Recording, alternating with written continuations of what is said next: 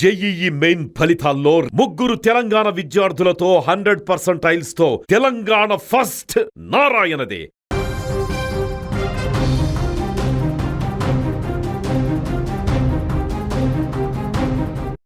అస్సాం నుంచి కేరళ వరకు, తమిళనాడు నుంచి పశ్చిమ బెంగాల్ వరకు ప్రస్తుతం దేశవ్యాప్తంగా 5 రాష్ట్రాల అసెంబ్లీ ఎన్నికల ఫలితాల పర్వం ఉత్కంఠ రేపింది. ప్రజా తీర్పు ఎవరికి అనుకూలంగా ఉండబోతుంది, అధికార పీఠాన్ని అధిరోహించేది ఎవరు అనేటువంటి ప్రశ్నలకు తెరపడింది. కౌంటింగ్ ప్రక్రియ కొనసాగుతుండగా ఆల్మోస్ట్ ట్రెండ్స్ అన్ని కంప్లీట్ అయిపోయాయి. ట్రెండ్స్ గమనిస్తే స్పష్టమైనటువంటి ఫలితాలు ఇప్పుడు వెలువడ్డాయి. ప్రధాన పార్టీల జయాపజయాలు ఈ ఎన్నికలతో ముడిపడి ఉన్నాయి. అందుకే ఈ ఫలితాలు దేశ రాజకీయాలలో అత్యంత కీలకంగా మారాయి. మొదటగా అస్సాం రాష్ట్రాన్ని గమనిస్తే అక్కడ భారతీయ జనతా పార్టీ తన హవాను ఘనంగా చాటుకుంది. మొత్తం 126 స్థానాలకు గాను 123 స్థానాల్లో కౌంటింగ్ ట్రెండ్స్ వచ్చినటువంటి సందర్భంలో బీజేపీ ఏకంగా 79 స్థానాలలో ఆధిక్యంలో కొనసాగుతూ వచ్చింది మొదటి నుంచి. దీంతో మరొకసారి అక్కడ అధికారాన్ని చేజిక్కించుకుంది. కమలం పార్టీ అద్భుతమైన వ్యూహరచనతో తన ప్రత్యర్థులను వెనక్కి నెట్టేసింది. కాంగ్రెస్ కేవలం 23 స్థానాలకే మాత్రమే ముందంజలో ఉండడంతో బీజేపీ అక్కడ క్లీన్ స్వీప్ చేసే దిశగా ముందడుగు వేసింది.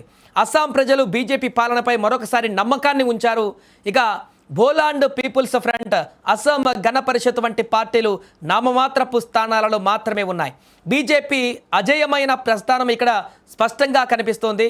ఇక మరోవైపు కేరళం రాజకీయ చిత్రం కూడా చాలా ఆసక్తికరంగా ఉంది. ఇక్కడ కాంగ్రెస్ నేతృత్వంలోని యూడీఎఫ్ కూటమి జోరు పెంచింది.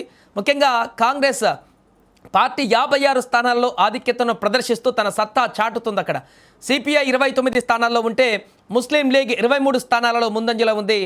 కాంగ్రెస్ నాయకత్వంలోని కూటమి ప్రజల మనసును గెలుచుకోవడంలో సఫలీకృతమైందని ఈ గణాంకాలు చెబుతున్నాయి.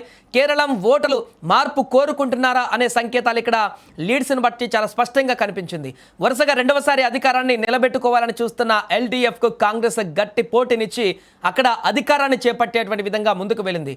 ఇక పుదుచ్చేరి కేంద్రపాలిత ప్రాంతంలో ఏఐఎన్ఆర్సీ తన ఆధిపత్యాన్ని నిరూపించుకుంటుంది. అక్కడ మొత్తం 30 స్థానాలకు గాను 16 స్థానాలలో ట్రెండ్స్ రాగా ఏఐఎన్ఆర్సీ 9 స్థానాల్లో ఆధిక్యంలో ఉంది. బీజేపీ ఇతర స్వతంత్ర అభ్యర్థులు కూడా రేసులో ఉన్నప్పటికీ అక్కడ చాలా స్పష్టంగా మెజారిటీ దిశగా ఎన్డీఏ మరొకసారి ఏఐఎన్ఆర్సీ నిర్ణయాత్మక పాత్ర పోషించబోతుంది. చిన్న రాష్ట్రం అయినప్పటికీ అక్కడి ఫలితాలు దక్షిణ భారత రాజకీయాలలో తమదైన ప్రభావం చూపుతాయి. ఇక అందరి దృష్టి ఉన్నటువంటి మరో ప్రధాన రాష్ట్రం తమిళనాడు.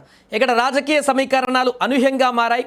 కొత్తగా ఎన్నికలకు బరిలో ఎదిగినటువంటి టీవీకే పార్టీ సంచలనం సృష్టించింది. అక్కడ మొత్తం 234 అసెంబ్లీ స్థానాలలో 222 స్థానాలలో ట్రెండ్స్ అందుబాటులో ఉన్నప్పటికీ పూర్తిగా అన్ని స్థానాలలో కూడా మ్యాక్సిమం 100కు పైగా స్థానాలలో టీవీకే ముందంజలో కొనసాగుతుంది. స్పష్టంగా 100 స్థానాలు గెలిచేటువంటి పరిస్థితి అక్కడ కనబడుతుంది. దీంతో టీవీకే అక్కడ అధికారాన్ని చేపట్టడానికి సింగిల్ లార్జెస్ట్ పార్టీగా కనబడుతుంది.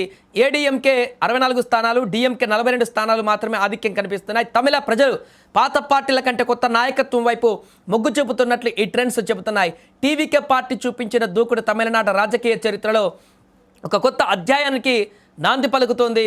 ఇక చివరిగా పశ్చిమ బెంగాల్ విషయానికి వస్తే అక్కడ బీజేపీ అసాధారణమైనటువంటి విజయాన్ని నమోదు చేసుకుంటుంది. మొత్తం 294 స్థానాలలో 293 అసెంబ్లీ స్థానాలలో ఇప్పుడు ఫలితాలు వెలువడ్డాయి. 257 స్థానాల ట్రెండ్స్ స్పష్టంగా కనిపిస్తుండగా బీజేపీ ఏకంగా 170, 180 స్థానాలలో ఆధిక్యంలో దూసుకుపోతుంది. తృణమూల్ కాంగ్రెస్ కేవలం 80 స్థానాలకు అటు ఇటుగా పరిమితమైపోయింది.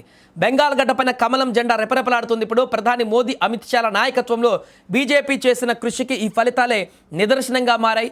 మమతా బెనర్జీ కోటను బద్దలు కొట్టి బీజేపీ తన ఆధిపత్యాన్ని చాటుకోవడం దేశవ్యాప్తంగా చర్చనీయాంశమైంది. అట్టడుగు స్థాయిలో బీజేపీ పెంచిన బలం ఇక్కడ క్లియర్గా కనిపిస్తుంది. దీంతో 5 రాష్ట్రాల ఎన్నికలలో 3 రాష్ట్రాలు కాషాయమయంగా మారినటువంటి పరిస్థితి నెలకొంది. అంతేకాకుండా పూర్తిగా ఇప్పుడు దేశవ్యాప్తంగా ఉన్నటువంటి అనేక రాష్ట్రాలలో కాషాయమయంగా మారినటువంటి రాష్ట్రాల జాబితాలో మరొక రాష్ట్రాలు చేరినటువంటి సందర్భం నెలకొంది. పాండిచ్చేరి కానీ పశ్చిమ బెంగాల్లో కానీ ప్రస్తుతము ఈ యొక్క దేశవ్యాప్తంగా ఉన్నటువంటి 5 ఎన్నికల్లో 3 రాష్ట్రాలలో తమ విజయకేతనాన్ని ఎగరవేసింది ఎన్డీఏ.